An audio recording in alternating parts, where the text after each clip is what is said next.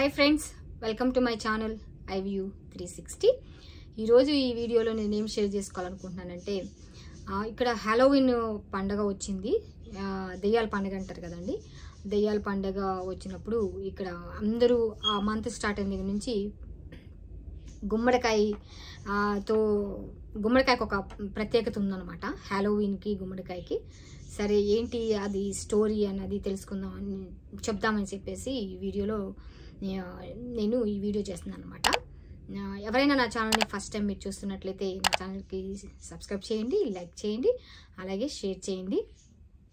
చూస్తున్న వాళ్ళు వీడియో చూస్తున్నారు కానీ సబ్స్క్రైబ్ చేయట్లేదు. వ్యూస్ అయితే వస్తున్నాయి కానీ సబ్స్క్రైబ్ అయితే చేయట్లేదు. ప్లీజ్ సబ్స్క్రైబ్ చేయండి, అలాగే లైక్ చేయండి, అలాగే షేర్ చేయండి. సరేనండి, ఇక టాపిక్లోకి వెళ్ళిపోతే, అక్టోబర్ మంత్ స్టార్ట్ అవుతుంది అంటే సెప్టెంబర్ మంత్ నుండే హ్యాలోవిన్ అని అంటూ ఉంటారు ఇక్కడ అమెరికాలో. ఆ దెయ్యాల పండుగ గురించి చాలా ఎక్సైట్మెంట్. చాలా మందికి అయితే క్రిస్మస్ కన్నా కానీ మిగతా హాలిడేస్ కన్నా కానీ ఈ హ్యాలోవిన్ అంటే చాలా ఇష్టం అనమాట. చాలా బాగా డెకరేషన్స్ చేస్తారు, అలాగే కాస్ట్యూమ్స్, మంచి మంచి కాస్ట్యూమ్స్ వేసుకుంటూ ఉంటారు. అలాగే ఫుడ్ కూడా ఎక్కువగా ఆ సీజన్లో దొరికేది ఏంటంటే, ఆ సీజన్ స్పెషాలిటీ ఏంటంటే పంప్కిన్ అనమాట. గుమ్మడికాయతో చేసినవి అన్నీ తింటూ ఉంటారు. అట్లాగే వాటిని రకరకాలుగా గుమ్మడికాయని వాళ్ళ ఫుడ్లలో ఒక ఇంగ్రీడియంట్ లాగా వాడతారనమాట.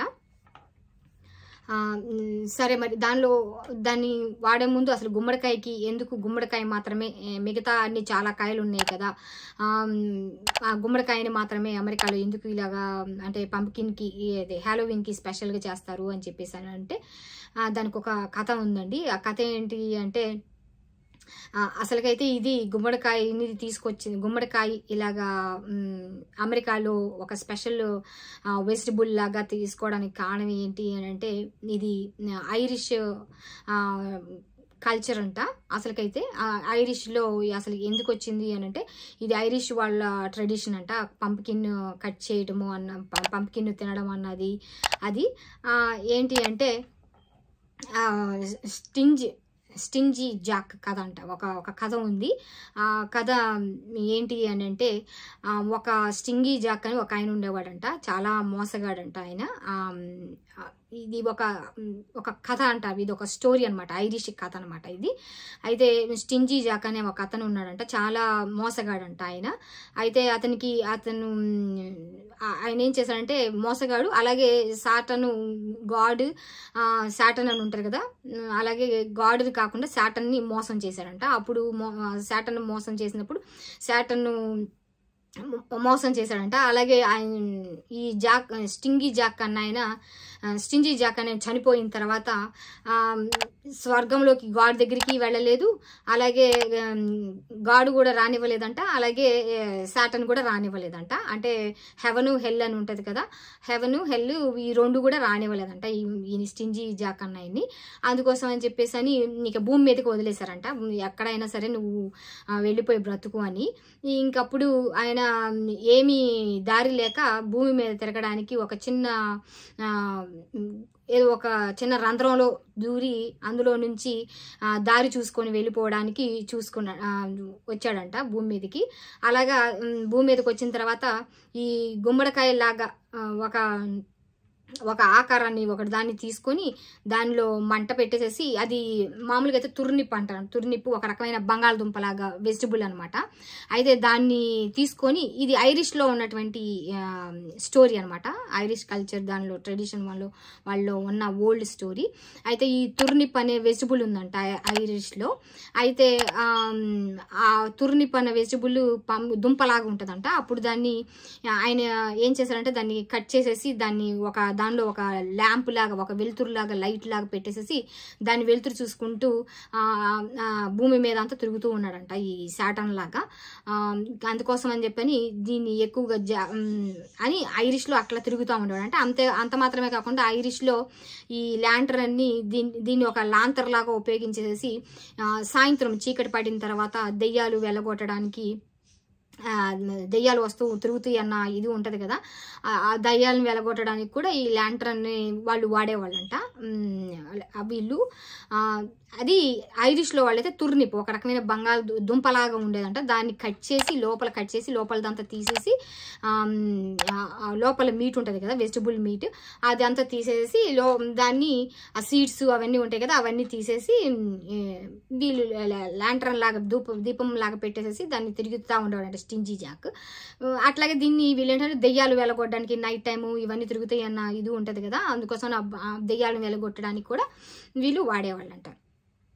సరే, ఆ ఐరిష్ పీపుల్ ఏమైంది, ఆ తర్వాత ఆ కల్చర్ని ఐరిష్ వాళ్ళు ఇప్పుడు మనం కానీ ఇండియా నుండి ఇక్కడికి వచ్చి మనము దీవాళీ చేసినట్టు, అలాగే మిగతా ఫెస్టివల్స్ మనం హోలీ చేస్తారు కదా ఇక్కడ, అలాగే ఆ ట్రెడిషన్ వదిలిపెట్టకుండా అక్కడ నుంచి ఐరిష్ వాళ్ళు వస్తూ ఇక్కడికి ఆ ట్రెడిషన్ తీసుకొచ్చారనమాట. ల్యాంటర్న్ వాళ్ళైతే తుర్నిపు వెజిటబుల్లో చేసేవాళ్ళంట. కాకపోతే ఇక్కడ తుర్నిపు బదులు ఈ అమెరికన్స్ ఈ సీజన్లో, కాకపోతే ఏంటంటే వాళ్ళు ఐరిష్ వాళ్ళు ఏంటంటే ఆ పండగని వీళ్ళు దెయ్యాలు వెళ్ళగొట్టేది ఇదంతా కూడా ఆ రోజు ఆ పండగని అక్టోబర్ 31కి చేస్తారంట వాళ్ళు ఐరిష్లో. కాబట్టి వీళ్ళు ఇక్కడ ఐరిష్లో వాళ్ళు 31కి చేస్తున్నారు కాబట్టి ఇక్కడ అమెరికాకి తీసుకొచ్చిన తర్వాత అదే ఫెస్టివల్ని వీళ్ళు అక్టోబర్ 31కి దెయ్యాల పండగ అని చెప్పేసి అనేసి దెయ్యాలను వెళ్ళగొట్టచ్చు అన్నట్టు నైట్ టైము ఈ పంప్కిన్ ఆ సీజన్లో పంప్కిన్ వస్తూ ఉంటుంది కాబట్టి ఇక్కడ అది కూడా దుంపలాగా ఉంటుంది కాబట్టి దాన్ని లోపలంతా కట్ చేసేసి దాన్ని రకరకాల షేప్స్ చేసేసి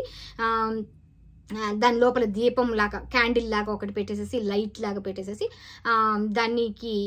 దాన్ని బాగా డెకరేషన్ చేయటము. ఎక్కువగా అమెరికాలో వాటికి ఎక్కువగా గుమ్మడికాయలు మటుకు చాలా బాగా అమ్ముతారనమాట. అట్లాగే వాటిని ఇంట్లో డెకరేషన్కి వాడతారు, అలాగే ఫుడ్కి వాడతారు, అలాగే ఈవెన్ డ్రెస్సుల మీద ప్రతిదీ కూడా పంపికినే ఉంటుంది అనమాట.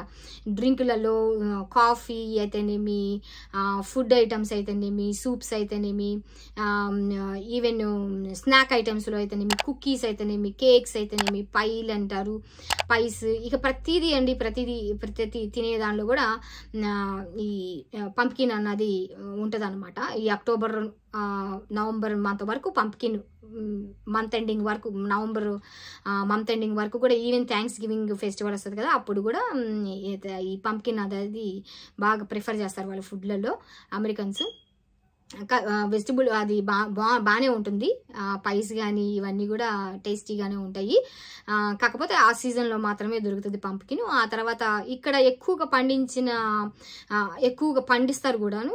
ఇక్కడ మేమున్న ఏరియాలో అయితే పండిస్తారు, అలాగే వాటిని అమ్ముతారు. వాటిని మళ్ళీ అది మిగిలిపోయి ఎక్కువ పండించేసిన తర్వాత ప్రొడ్యూస్ ఎక్కువైపోయిన తర్వాత మళ్ళీ వాటిని ప్యూరే లాగా అంటే క్రీమ్ లాగా కూడా చేసేసి కంటైనర్స్లో పెట్టేసేసి కూడా అమ్ముతారనమాట. అలాగ కూడా వాళ్ళు మళ్ళీ వీటిని పైస్లోకి వాటిలలో వాడుతూ ఉంటారు. ఇదండి హ్యాలోవీన్కి పంప్కిన్కి ఉన్నది ఏంటంటే ఐరిష్ పీపుల్ ఇక్కడికి వచ్చేసేసి వాళ్ళు ఐరిష్లో ఆ దెయ్యాల పండుగ అన్నది అక్టోబర్ 31కి చేస్తారు.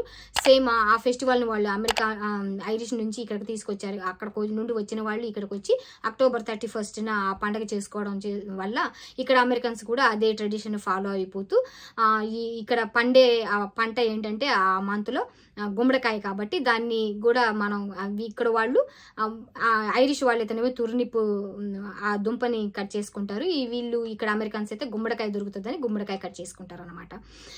అది అండి గుమ్మడికాయ స్టోరీ. గుమ్మడికాయకి అంత వాల్యూ అనమాట. ఇక్కడ బాగా సీజనల్ వెజిటబుల్ అనమాట. అది బాగా దీని గురించి నేను కూడా రీసెర్చ్ చేసి నేను చదివి నేను కూడా మీకు చెప్తున్నాను అనమాట. అసలు గుమ్మడికాయ అసలు నాకు కూడా తెలీదు, నేను చూశాను అనమాట. అసలు గుమ్మడికాయ మాత్రమే, మిగతా చాలా వెజిటబుల్స్ ఉన్నాయి కదా, గుమ్మడికాయ మాత్రమే ఎందుకు వీళ్ళు హ్యాలోవీన్కి డెకరేట్ చేస్తారు, ఎందుకు దీన్ని ప్రతి ఫుడ్లో కూడా అదే ఒక ఇంగ్రీడియంట్ లాగా వాడుతున్నారు అని చెప్పేసి తెలుసుకుందాం అని చెప్పేసి నేను చూస్తే దీని స్టోరీ ఇదనమాట. అనమాట. అలాగే దెయ్యాల పండగ అని చెప్పేసి అని ఇక కాస్ట్యూములు ఇవన్నీ కూడా ఇది నార్మల్గా అయితే ఐరిష్ నుంచి వచ్చినటువంటి ఫెస్టివల్, వాళ్ళు తీసుకొచ్చినటువంటి ఫెస్టివల్ లాగా చేస్తారు. కానీ చాలామందికి చాలా చాలా ఇష్టం అనమాట ఇక్కడ ఈ ఫెస్టివల్ అంటే. ఈవెన్ పిల్లలకైతే చాలా చాలా ఇష్టం. చాక్లెట్స్ ఇవన్నీ కూడా ఆ రోజు 31కి తీసుకోవడము, ఇంటింటికి వెళ్ళి చాలా ఫన్గా ఉంటుంది అనమాట. చాలా ఎంజాయ్ చేస్తారు కిడ్స్ అయితే. పెద్దవాళ్ళకు కూడా చాలా చాలా ఇష్టం అండి ఈ ఫెస్టివల్. గెట్ టుగెదర్లు అయిపోయి చాలా పార్టీలు చేసుకొని చాలా ఎంజాయ్ చేస్తూ ఉంటారనమాట ఈ ఫెస్టివల్. ఇదండి హ్యాలోవీన్కి పంప్కిన్కి ఉన్నటువంటి అంటే దానికి ఉన్నటువంటి రిలేషన్ ఏంటా అని నేను రీసెర్చ్ చేసినప్పుడు దాని గురించి తెలుసుకుందామని చూసినప్పుడు ఇదనమాట దాని స్టోరీ. సరేనండి, thanks for watching this video.